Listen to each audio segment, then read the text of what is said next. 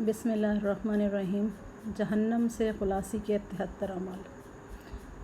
Number 1 پہ ہے درود پڑھنے والے کی پیشانی پر لکھ دیا جاتا ہے کہ دوزخ سے بری ہے۔ امام مناوی رحمۃ اللہ علیہ نے شرح کبیر میں فرمایا، جب بسم اللہ نازل ہوئی تو جہنم کے دروغہ فرشتوں سے کہا، جو کوئی بھی بسم اللہ پڑھا کرے وہ جہنم میں نہیں جائے گا۔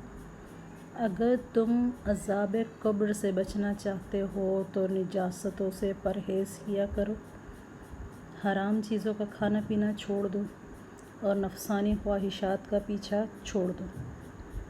دوزخ سے بچا لیا جائے گا وہ جو بہت تقوی والا ہے اور اپنے مال کی زکوٰۃ دیتا ہے۔ کسی نیک مجلس میں بیٹھنا جس میں حاضرین دوزخ سے پناہ کی دعا مانگ رہے ہوں تو دعا میں شریک سب لوگوں کو اللہ جہنم کی آگ سے بچائے گا۔ جس نے اللہ سے 3 مرتبہ جنت کو طلب کیا تو جنت عرض کرتی ہے، اے اللہ اسے جنت میں داخل فرما۔ جس نے 3 مرتبہ جہنم سے پناہ مانگی تو جہنم کہتی ہے، اے اللہ اسے جہنم سے محفوظ فرما دو۔ نماز اور روزہ جہنم کی آگ بجھانے والے ہیں۔